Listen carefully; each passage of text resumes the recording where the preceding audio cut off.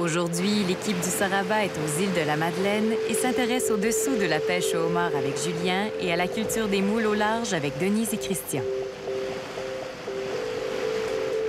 Ici Yves Jean, biologiste et capitaine du Sarava, qui vous souhaite bienvenue à bord.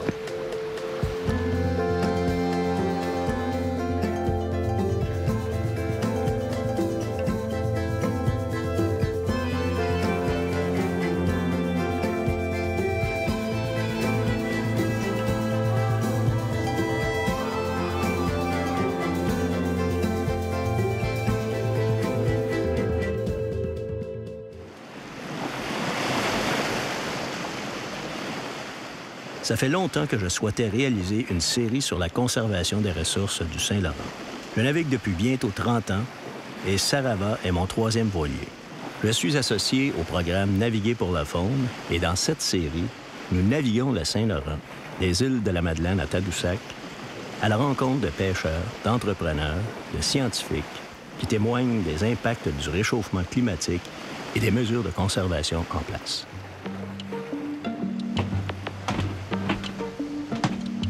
Alors, je coule le café. Nous sommes 3 mousquetaires dans cette aventure, où l'équipage, Louise et Mario, 2 marins, sont réalisatrices et directeurs photo de la série.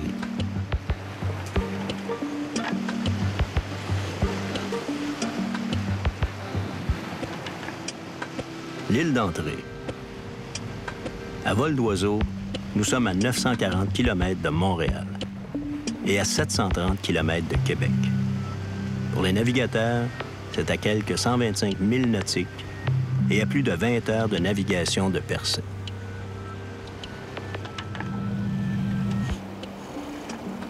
Les îles, c'est un univers de cartes postales.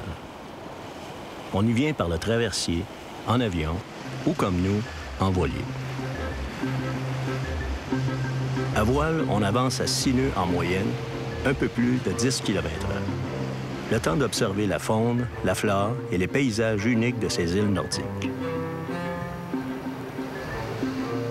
Ma première rencontre aura lieu via Skype avec Lucie Damour, biologiste et membre du comité ZIP des îles.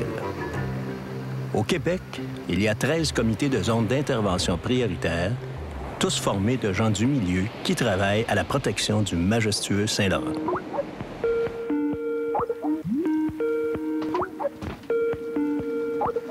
Est-ce que vous êtes là? Bien, oui. Bonjour, Lucie Damour. Quels sont les enjeux principaux sur lesquels vous travaillez ici aux îles de la Madeleine? C'est certain qu'en premier, la qualité de l'eau est très importante et dans le milieu du golfe, on a en ce moment une bonne qualité d'eau qu'on veut maintenir et qui permet d'avoir une belle qualité de ressources. Il y a aussi, bien sûr, toutes celles de la protection de nos milieux côtiers qui subissent en ce moment beaucoup d'érosion. Et l'organisme Attention Fragile est très actif dans la restauration des milieux côtiers. L'érosion des côtes, c'est très important parce que les îles de la Madeleine sont entourées de plus de 400 km de milieux côtiers. Et c'est ce qui protège notre territoire où on habite. C'est ce qui protège aussi nos sources d'eau potable. Alors, c'est certain qu'on tente de replanter les milieux, les dunes. L'Attention Fragile est très importante, un organisme très important dans ce secteur-là. On essaie d'employer des techniques douces pour protéger certains secteurs à risque en ce moment.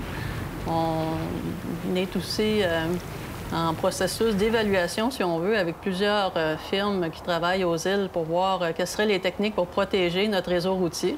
C'est certain qu'on ne veut pas perdre nos acquis.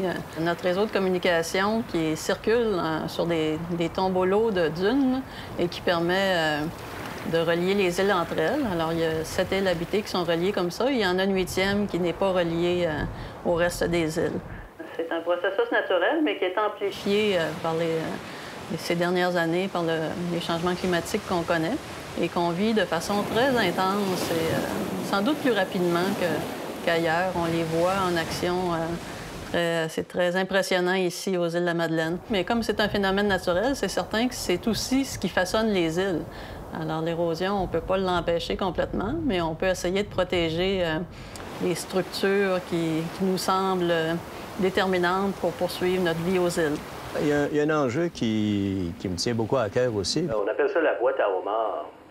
Donc, l'industrie de la pêche au homard est extrêmement importante pour l'économie des îles. Oui. L'économie des îles repose en grande partie sur les activités de pêche et aux trois quarts sur l'industrie de la pêche au homard. Alors, c'est important pour nous que cette activité-là puisse se poursuivre.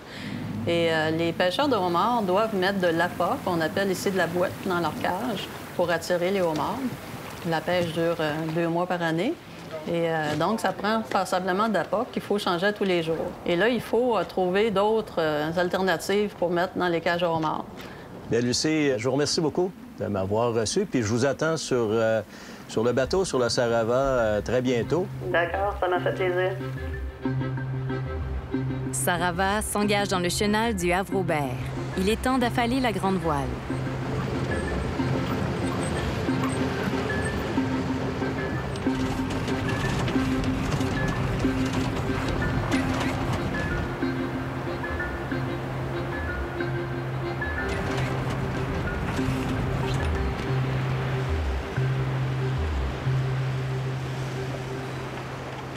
Marina de Havre-Aubert, ici le voilier Sarava.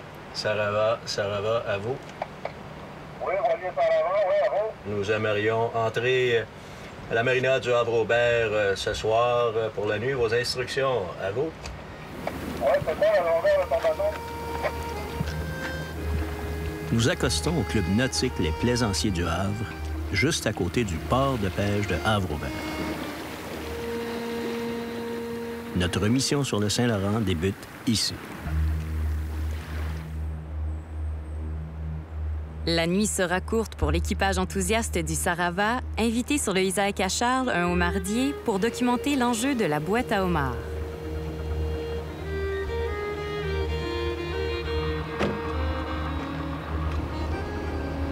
« 3 heures du matin. C'est l'heure où Julien Boudreau, pêcheur de homards depuis près de 30 ans, quitte le port de pêche d'Havre-Aubert. Sur le pont, Jean-Marie Leblanc s'affaire à préparer le maquereau, le hareng et la petite plie qui servent d'appât. Ici, on appelle ça la boîte à homards.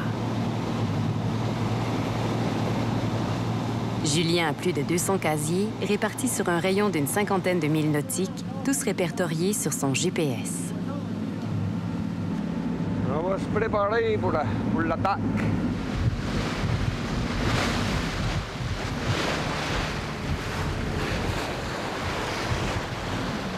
Légalement, les pêcheurs ne peuvent lever leur casier avant 5 heures du matin, une mesure de conservation de la ressource.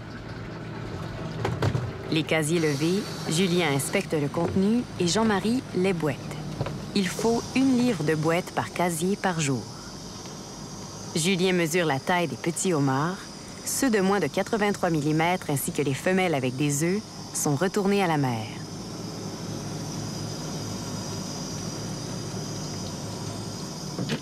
Ces deux-là travaillent sans se parler. Chacun complète ce que l'autre fait. Et il y a toujours quelque chose à faire.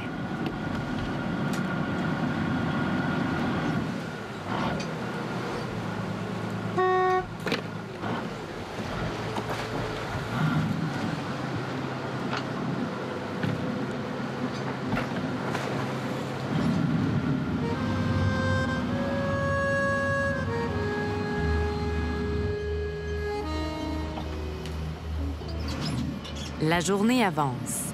En route, on croise d'autres pêcheurs. Ils sont 325 à détenir un permis de pêche au homard aux îles. Fascinant de voir la rapidité avec laquelle ils procèdent de la sortie des casiers au vivier. Les mêmes gestes répétés pour chacun des quelques 200 casiers.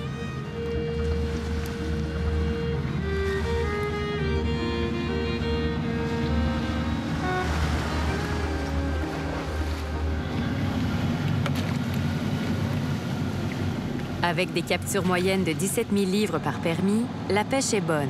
Mais les 325 pêcheurs de la flottille des îles de la Madeleine sont inquiets. Depuis quelques années, ils doivent acheter le maquereau et le hareng qui ne viennent plus aux îles. Pourquoi? Enquête sur la disparition de la boîte à homards.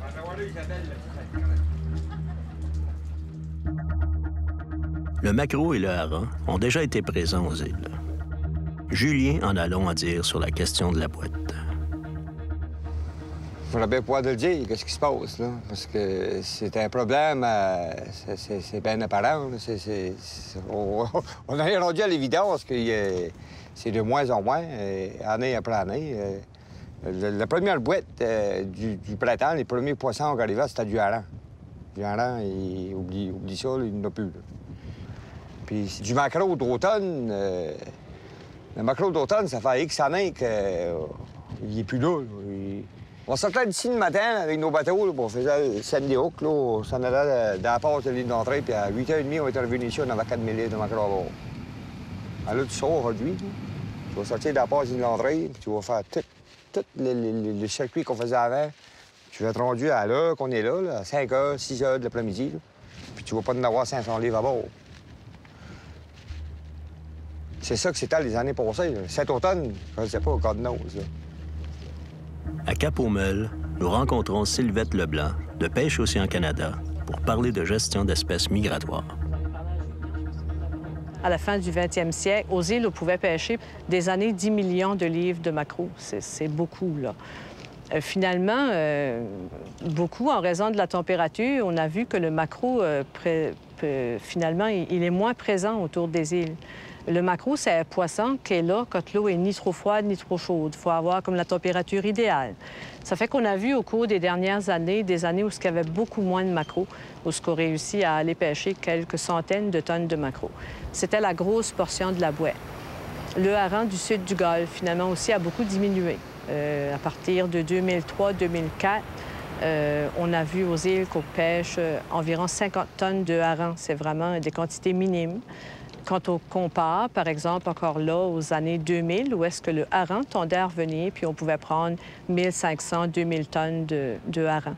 Si on calcule qu'aux îles, on a besoin d'à peu près 1600-1700 tonnes de boîtes pour toutes nos pêches avec des cages, on est vraiment en déficit, alors qu'avant, on pouvait s'approvisionner de hareng de maquereau des îles. Ce qui reste, finalement, c'est les plis côtières.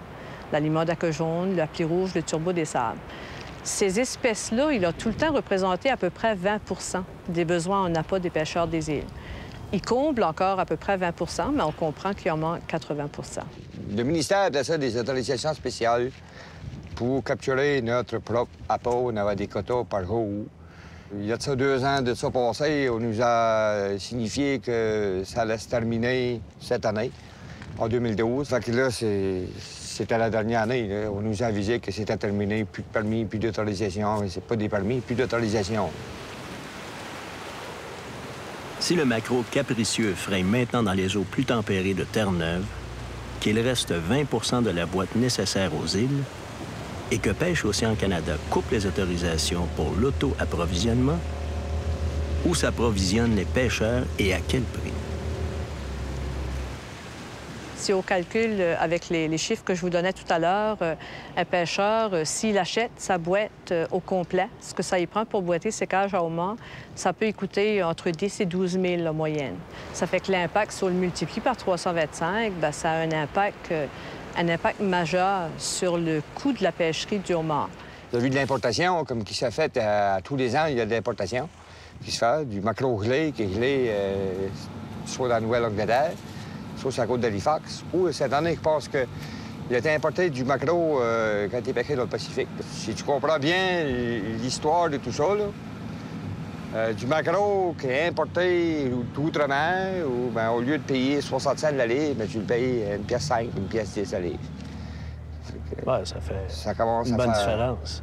Ça commence à faire cher. Quand tes revenus sont en stagnation, quand tu ne sors pas de diminution, puis tes dépenses, eux autres, ils continuent à augmenter. Là. Il n'y a pas de miracle. On peut pas, même si on augmente les quotas ou quoi que ce soit, si la ressource n'est pas vraiment là, ça ne donne pas de résultat. Là. Fait que je sais que les pêcheurs, de leur côté, travaillent beaucoup, entre autres, avec Mérineuve, avec d'autres instances pour développer des apports artificiels, pour développer... essayer de trouver des alternatives, finalement, là, qui pourraient faire en sorte de peut-être pêcher moins de poissons pour capturer le homard. Jean-François Laplante, chargé de projet chez Mérineuve, un centre d'innovation en aquaculture et en pêcherie au Québec. L'objectif, c'est de trouver des alternatives pour idéalement, ce serait de remplacer les boîtes naturelles, mais qui seront encore disponibles. Donc, ça serait peut-être de remplacer seulement un pourcentage. On sait qu'il y a beaucoup d'usines de transformation qui transforment le poisson. Donc, ça serait de récupérer de la biomasse qui sort des usines de transformation qui est non valorisée et les récupérer pour élaborer des appâts alternatifs. Donc, on peut regarder comme le turbo, le crabe des neiges, le crabe commun. Donc, qui sont des espèces exploitées qui disons, émettent des résidus là, qui peuvent être utilisés. Là. On parle de développement d'appâts alternatifs, mais il faut toujours garder en compte que c'est des appâts qui sont biodégradables dans l'environnement et non toxiques pour la ressource, et aussi qui ne changeront pas le goût du homard.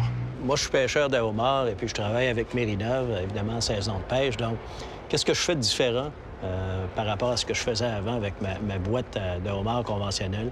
Qu'est-ce que j'utilise comme produit, donc? Bien, c'est pas qu'est-ce que j'utilise, c'est plus qu'est-ce que je teste. Pour l'instant, on est vraiment au stade expérimental, là, afin de cibler, là, par exemple, des espèces cibles pour être valorisées.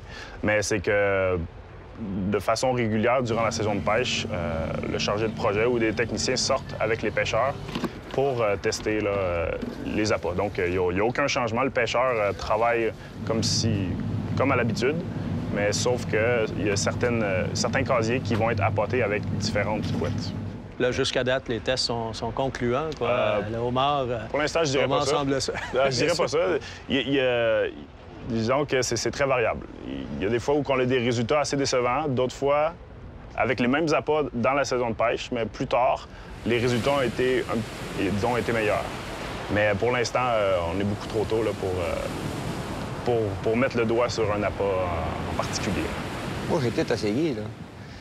J'ai essayé de la...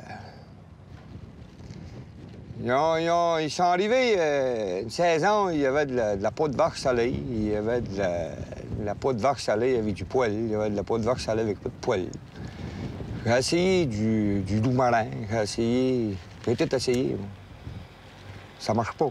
Ils ont fait des études, ils ont fait des expériences, ils ont fait des mix, ils ont fait... nous autres, les pêcheurs, on appelle ça des pocs de plaude, là. Ils ont fait ça, l'agglomérant, là. Ils ont pris des déchets de moules, ils ont pris des déchets de crabes, des crabes verts, ils ont pris des déchets des résidus, si on peut appeler industriels. Puis ça prend un agglomérant. L'agglomérat, bien, nous autres, les pêcheurs, on appelle ça du plâtre. On a dit, regarde, là, toi, tu t'en vas tondre tes corps avec tes astis de pocs de plâtre, puis moi, je m'en vais tondre mes corps avec mes places fraîches puis mes macros fraîches avec de la rave, là. Qu'est-ce qui gagne? Celui-là, quand on dit avec ses pocs de plâtre, il n'y a pas de jus. On en teste plusieurs. Là. On n'a pas encore d'appât miracle là, qui fonctionne mieux ou aussi bien que les appâts traditionnels. Mais c'est ça, c'est en travaillant en partenariat avec les pêcheurs de homard que ça nous permet justement de faire les essais. Là. Donc en saison de pêche, c'est vraiment l'appât le plus frais là, qui se démarque. Là. Bon, l'appât frais reste gagnant. Mais quelle est la situation pour les pêcheurs ailleurs? Dans le sud-ouest de la Nouvelle-Écosse, il y a encore une pêcherie au poisson de fond qui se fait, qui s'opère. Là. Puis il y a une pêcherie qui se fait avec des seineurs d'Aran. Ils n'apportent pas de la même façon que nous autres. Les autres, ils apportent de des poches. C'est des déchets de... C'est quand ils vont à l'usine, puis il y a un bateau quand on entre avec du poisson de fond, de la morue ou du... Puis les déchets d'aigle-fin, les déchets de morue, les déchets de poisson rouge ou redfish, là, ils mettent ça dans la poche, puis ils apportent avec ça. Le problème est moins accentué au point de vue approvisionnement de boîtes là qu'on a ici. Parce qu'il y a des pêcheries... Parce qu'il y a d'autres pêcheries. Ici, si tu avais un bateau qui viendra à quai ici à 3 fois par semaine avec chargé de poissons, puis qui ira faire des filets de poissons ici à l'usine qui est là, puis qui sera plus là, bien, il ira faire des filets de poissons là, moi, je partirai, puis j'irai chercher 2 tables de déchets de poissons, puis je boirai mes corps avec ça, puis ça te fait bien. Ça marcherait. Ça marcherait, ben oui.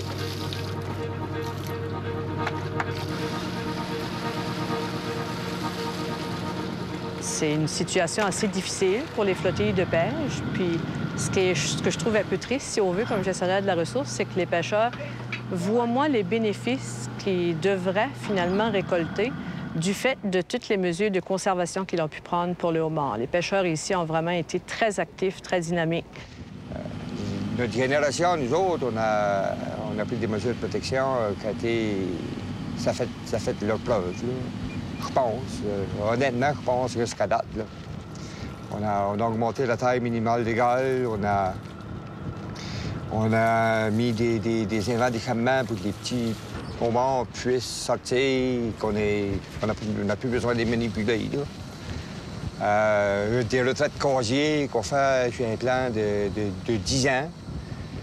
Nous autres, là, notre part, elle a été faite.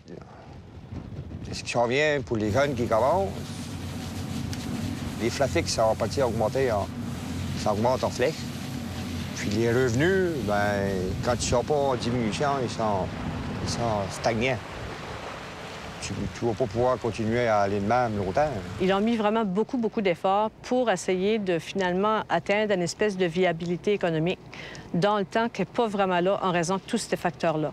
La boîte est un facteur important, mais il y en a d'autres aussi. C'est aussi le coût du dollar puis le coût du fioul. Moi, ce qui m'arrive demain, puis il dit, regarde, Julien, j'ai trouvé la recette, là. Toi, tu arrives demain, tu dis, j'ai trouvé la recette, j'ai de la boîte, là. C'est de la petite bonne boîte. Tu vas mettre ça dans tes cars, tu vas prendre du homard. Si je prends du homard, là, bien, je vends mon permis d'homard, puis j'embarque avec toi, puis je fais de la boîte avec toi, puis je vais la vendre aux autres pêcheurs d'homard. C'est ça qu'on va faire, moi.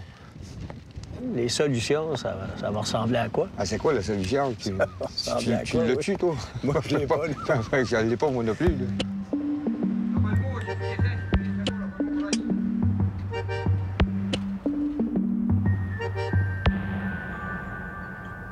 Déjà, beaucoup dans l'Atlantique, on parle de rationalisation, on parle de diminuer le nombre de pêcheurs parce que les pêcheurs ne réussissent plus à gagner sa vie. Ici, je dirais que notre flottille, ça a tout le temps été un petit peu à part des autres en disant on veut demeurer 325. Parce que 325, c'est aussi 325 et plus aides-pêcheurs qui vont gagner leur vie, qui vont s'acheter une voiture ici, qui vont vivre ici. Puis peut-être aussi que, contrairement à d'autres endroits, on a aussi une belle relève. On a aussi beaucoup de jeunes qui étudient, par exemple, dans les pêcheries, qui veulent prendre la relève de leur père. C'est vraiment un peu la vie des îles que d'avoir ces bateaux de pêche-là, même si le tourisme est en train quasiment de rattraper la pêche, probablement, en termes d'impact économique, mais c'est quand même vraiment la vie du milieu, là. Moi, je vois ça, regarde, je vois, il va se passer quelque chose, là. Il y a des homards, il va toujours y avoir du monde qui va mourir des homards. Moi, depuis que j'ai commencé, là, depuis 25 ans, là, 30 ans, là, ben, il y a eu des up and down. Là. Il y a des up, puis il y a des down, il y a des... Tu es obligé de vivre avec ça. Si tu n'es pas capable de vivre avec ça, ben, tu n'es pas capable de faire pêcher au homard. Il y a un avenir encore dans la pêche au homard. L'avenir sera comment il va être.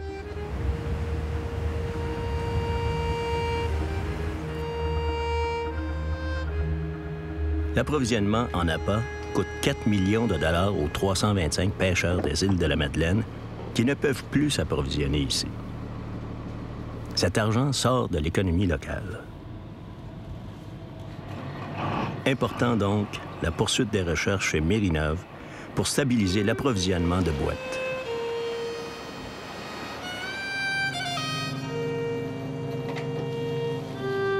C'est l'autosuffisance alimentaire au Québec qui est touchée si cette industrie est menacée et plus largement, c'est une manière de vivre qui se perd.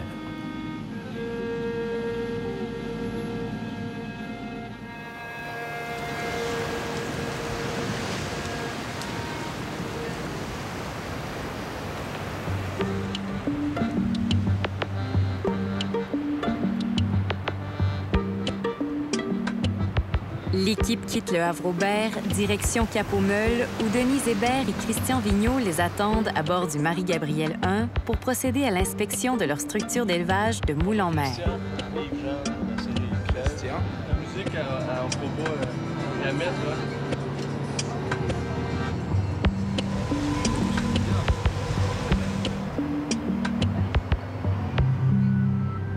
Direction baie de Plaisance. Nous allons maintenant parler mariculture. La première étape, le captage. En juillet et août, on immerge de vieux cordages de pêcheurs qui servent de capteurs. Les larves de moules viennent s'y fixer et y grossissent pendant 1 an.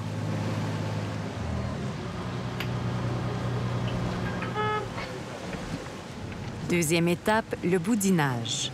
On retire les moules des capteurs pour les installer dans un filet. Si le boudinage est trop dense, la croissance sera faible. Mais s'il ne l'est pas assez, le rendement sera moins intéressant au kilogramme par mètre. Les moules y grossissent pendant 2 ans. Comme aujourd'hui, on les inspecte régulièrement. Une fois récoltés, les moules sont déposés dans la dégrafeuse trieuse pour être classés. Seules les grosses moules seront mises en marché. Mais il y a des nouveaux joueurs dans l'écosystème qui peuvent mettre en danger cette industrie naissante. À l'île du Prince-Édouard, les mariculteurs ont essuyé de lourdes pertes en raison des espèces exotiques envahissantes. Qu'en est-il ici? Denise Hébert et Christian Vigneault sont copropriétaires de la Moule du Large. Quand j'ai commencé à pêcher, on pêchait du printemps à l'automne. Par la suite, avec le déclin, le poisson, la pêche, ça allait quand même pas bien. On se trouvait à pêcher juste 9 semaines par année la saison d'homard. Il n'y avait plus grand-chose par après. C'est à ce moment-là que j'ai vraiment pensé à me diversifier puis commencé vraiment à m'intéresser sérieusement à la mariculture.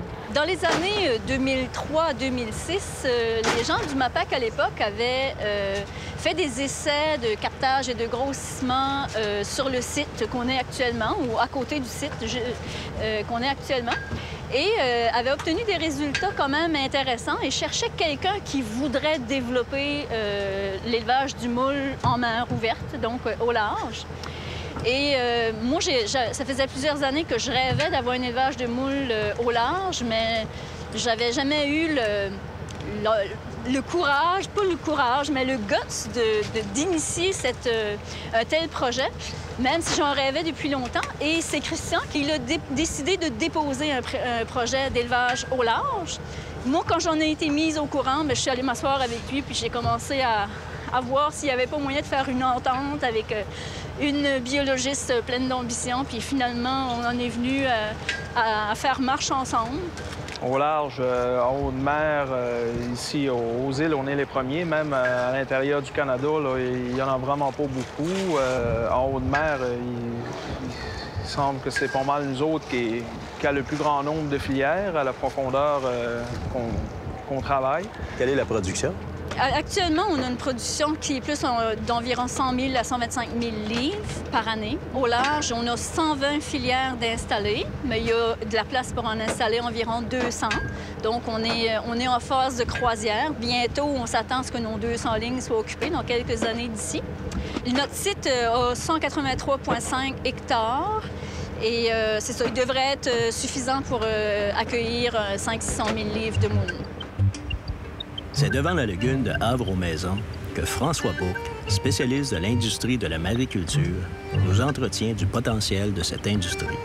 L'industrie de la mariculture aux îles de la Madeleine, actuellement, c'est 5 entreprises. On parle de 30 à 35 employés saisonniers, quelques-uns à temps plein à l'année. C'est une industrie qu'on trouve importante parce que c'est une industrie qui est appelée à se développer, qui, on espère, va se développer, va prendre de plus en plus de place. On connaît de plus en plus l'importance de l'aquaculture au niveau de l'alimentation humaine un peu partout dans le monde.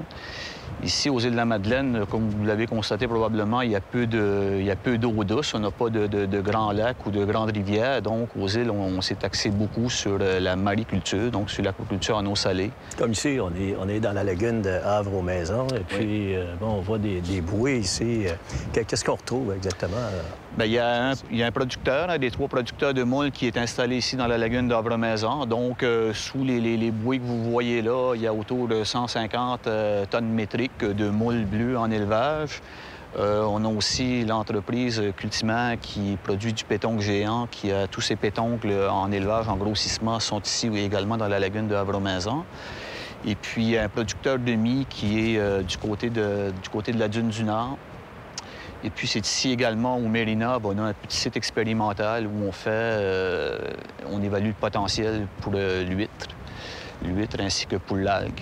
Il y a également la lagune de Grande Entrée qui fait l'objet d'un élevage commercial de la moule bleue. Il y a le bassin du Havre-Aubert qui est un plan d'eau intéressant parce que c'est un site d'approvisionnement pour les 3 entreprises de moules. Et puis, il y a également des sites importants là, en mer, dans la baie de Plaisance. Il y a un marché. Au niveau de la moule, juste au Québec, on ne couvre pas la demande. Présentement, l'île du Prince-Édouard, Terre-Neuve aussi un peu, couvrent la demande au Québec. Les producteurs locaux du Québec, autant des îles de la Madeleine que de la Gaspésie, ne suffisent pas à la demande. Donc, il y a de la place. Il y a de la place sur les marchés. Actuellement, on répond vraiment pas à la demande qui nous est faite, là. Il y a vraiment de la place pour une moule de qualité qui est disponible à l'année. On était limité sur notre site par le captage, par l'approvisionnement, de sorte que cette année, on a eu accès à 2 nouveaux sites qu'on va utiliser pour le captage, pour sécuriser notre approvisionnement. Donc, on va s'installer dans la baie du Bassin, à Havre-Robert, et dans la lagune d'Avre-Maison aussi, pour faire du captage qui ensuite sera emmené au large pour le grossissement. Donc, le grossissement va continuer de se faire au large, mais avec un approvisionnement qui vient d'ailleurs pour s'assurer d'avoir les volumes requis pour approvisionner les marchés année après année, mais avec des volumes stables. On ne veut pas arriver en dents de scie avec une année 100 000 livres de moules, puis une autre année 700 000, parce que là, le client aurait de la misère à tout prendre ça. Il y a des prédateurs qui peuvent menacer cette industrie, les espèces exotiques envahissantes. Au Comité ZIP des îles, on a priorisé cet enjeu. Sophie Boudreau était la responsable du dossier. Une espèce exotique envahissante, c'est une espèce qui a réussi à voyager à l'extérieur de son aire de répartition naturelle. Donc, par quels moyens? Bien sûr, il y a des vecteurs d'origine naturelle, donc les courants marins ou encore des tempêtes peuvent déplacer des espèces, mais on sait que les vecteurs d'origine anthropique là, associés à la navigation maritime, comme les eaux de ballast, ou bien les espèces peuvent aussi voyager en étant fixées à la coque des embarcations. C'est des vecteurs aussi qui ont contribué mondialement à propager les espèces exotiques envahissantes. Quelle est l'importance de ces impacts-là pour l'industrie de la mariculture? En fait, ici aux îles, je veux dire qu'on est chanceux, si vous voulez, jusqu'à maintenant, parce qu'on a des thuniciens envahissants, mais ils n'ont pas encore envahi, si on peut dire, les sites aquacoles. Sauf que si on se compare à ce qui est arrivé à d'autres communautés aux prises avec ces problèmes-là, c'est ce qui ressort, c'est mieux vaut prévenir que guérir, parce que quand on est rendu là, c'est pas qu'il est trop tard, mais on peut plus éliminer l'espèce, on peut juste agir en moyen de contrôle, et puis, bon, il y a des coûts économiques assez importants associés à ça. Qu'est-ce qui se fait, donc, actuellement, pour contrer ça, l'effet des espèces exotiques envahissantes? Mais comme vous pouvez vous imaginer, c'est une problématique qui est assez difficile à contrôler parce que en milieu marin, comme ça, de vraiment mettre des barrières, on ne peut pas. Au niveau des lois et des règlements, il y en existe, mais c'est très difficile à contrôler. Donc, nous, ce qu'on a décidé de faire, c'est de s'organiser à un niveau local. Donc, on a fait beaucoup de prévention, que ce soit par la sensibilisation, par exemple, de distribuer des affiches qui aident à l'identification des espèces marines envahissantes. On a distribué ça dans les marinas. On a diffusé des capsules radiophoniques pour sensibiliser la population en général. On a aussi donné des formations aux adeptes de plongée sous-marine afin qu'ils puissent reconnaître lors de leur plongée les espèces envahissantes et aussi qu'ils soient sensibilisés et qu'ils puissent détecter les changements. Aussi, on a vraiment tenté de créer un comité local sur les espèces marines envahissantes, donc qui réunit de nombreux acteurs locaux qui peuvent avoir une expertise à partager ou qui peuvent prendre des décisions advenant la détection d'une nouvelle espèce. Au niveau des espèces envahissantes, bien, ça peut affecter l'industrie maricole, bien sûr, à divers niveaux. Aux îles, par exemple, on a noté l'apparition du crabe-vert il y a quelques années, qui est un prédateur très vorace, friand de jeunes moules. Donc, au bassin du Havre-Robert, on suit ça de très près, l'évolution du crabe-vert par rapport à l'approvisionnement. Les jeunes moules que les producteurs ont besoin proviennent de larves qui sont issues de moules de gisements naturels. Donc, étant donné que le crabe-vert est friand de jeunes moules sur les gisements naturels, on craint beaucoup pour le renouvellement de ces gisements-là. Les gisements ne vont pas très bien. Depuis quelques années, on a observé pratiquement 90 de diminution des moules sur les gisements. Ça fait qu'on craint beaucoup pour, justement, le repeuplement. On a commencé, d'ailleurs, on parlait de recherche appliquée tout à l'heure, on a commencé il y a quelques années un projet de repeuplement de ces gisements-là. Depuis quelques années, on va ensemencer des moules qui sont à 40-50 mm, qui sont déjà à une taille refuge pour le crabe-vert. Donc, on sait qu'ils vont pouvoir survivre sur les gisements. Une espèce qui nous préoccupe beaucoup, c'est les tuniciers, l'acide jaune, entre autres, qu'on a commencé à déceler aux îles à quelques endroits. et qui, heureusement, on n'a pas encore observé là, sur les boulets de moule, sur les structures de moule. C'est là que ça a tendance beaucoup à s'installer. En passant, ça ressemble à quoi, un tunicier? Il y a différents types de tuniciers. Des tuniciers qui sont solitaires, donc qui vivent plus en colonie. Ceux qu'on a pas, c'est des tuniciers solitaires. Donc, c'est des organismes de quelques centimètres de haut, dont l'extérieur ressemble un peu à une tunique, d'où le nom tunicier, qui va se fixer et qui vont croître directement sur les boudins de moule. Ça peut se fixer directement sur une moule. Donc, ça devient très difficile. Ça va alourdir beaucoup les structures. Ça devient difficile de s'en débarrasser. On a développé à l'île du Prince-Édouard un système de jet d'eau à pression, dans lequel les structures sont passées pour tenter d'éliminer ces espèces-là. Mais c'est sûr que ça vient augmenter de beaucoup là, les coûts de production. On espère ne pas avoir à faire de transfert technologique à ce niveau-là.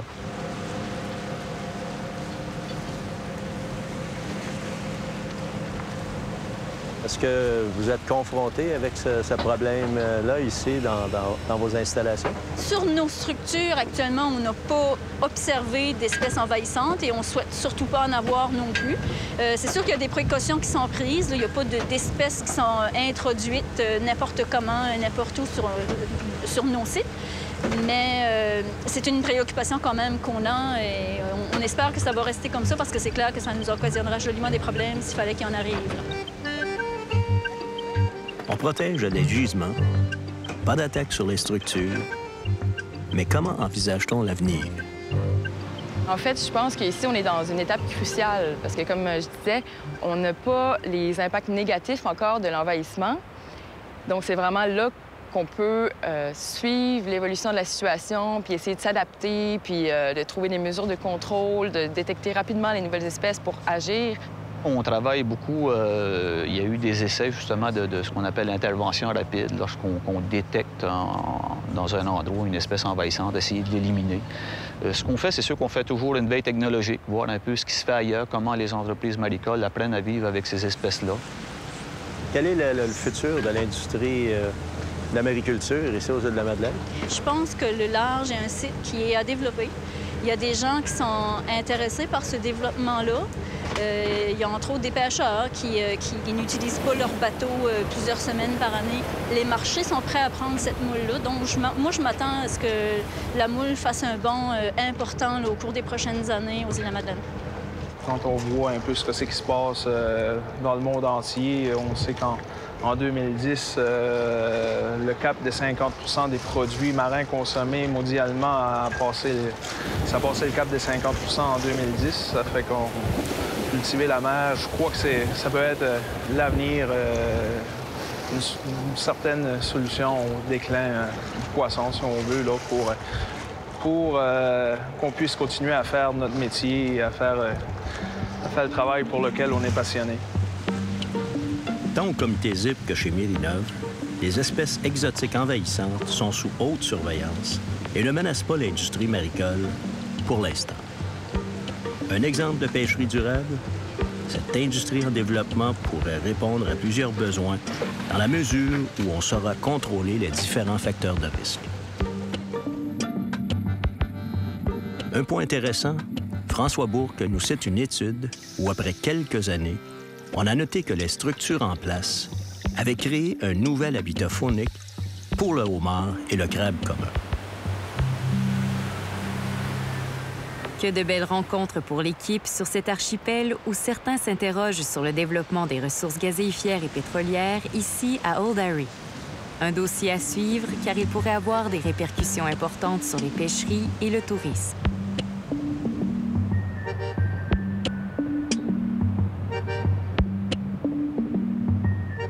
Bienvenue tout le monde sur le Sarava. Denise Hébert, Julien Boudreau et Christian Vigneault. Lucie Damour, merci de nous avoir introduits donc, à tous ces gens-là aux îles.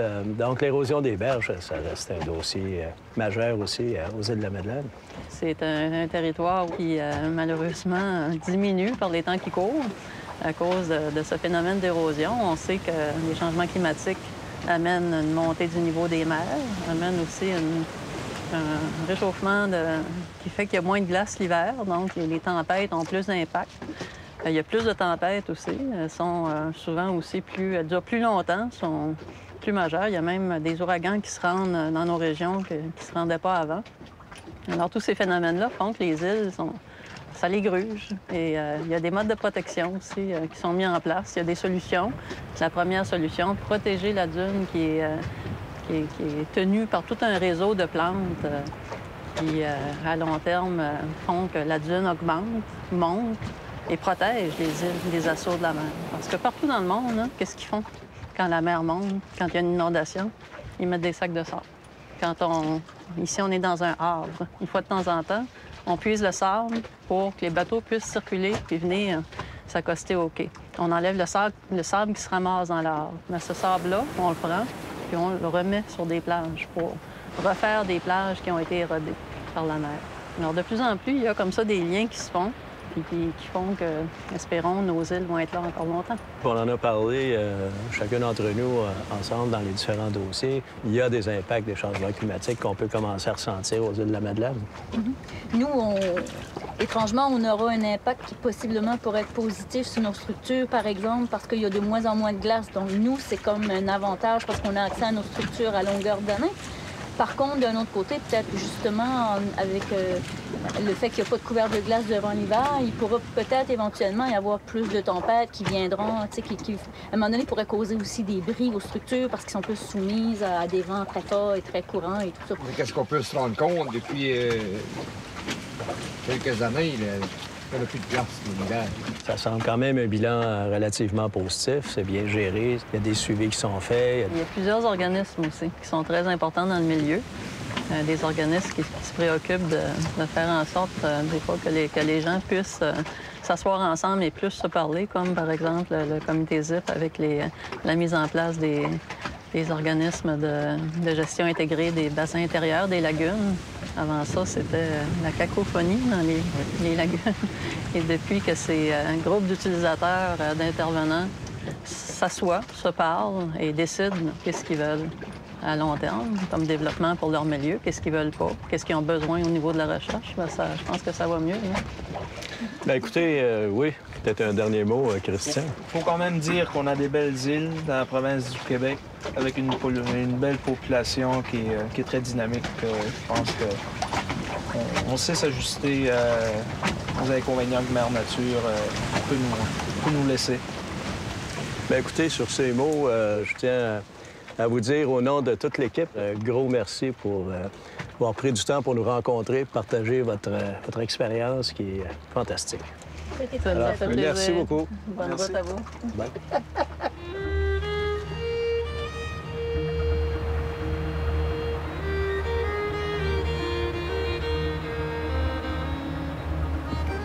Et c'est reparti. Prochaine destination du Saravah, la baie des Chaleurs.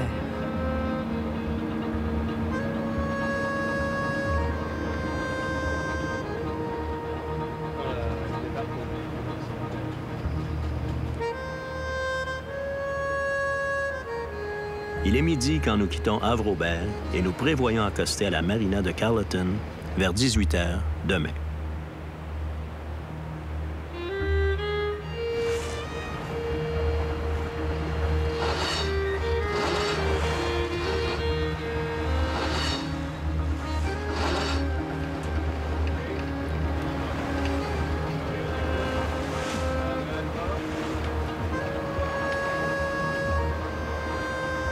Rassurant de voir que certaines ressources, comme le homard, sont protégées grâce à des mesures de conservation prises par un ensemble d'intervenants, notamment par ceux qui en vivent, les pêcheurs. Reste l'épineuse question du retour du maquereau et du hareng. Fragiles, les écosystèmes. L'idée de cultiver la mer, appliquée avec des principes de pêche durables, peut contribuer à remplir notre assiette dans certaines circonstances, et ceci sans vider la mer. Bien gérer la ressource, c'est également protéger des emplois locaux et contribuer au développement durable de majestueux écosystèmes qu'est le Saint-Laurent, source qui façonne notre histoire depuis le début des temps. Ici Yves Jean et vous remercie d'avoir été des nôtres. À la semaine prochaine pour de nouvelles rencontres sur le Saint-Laurent.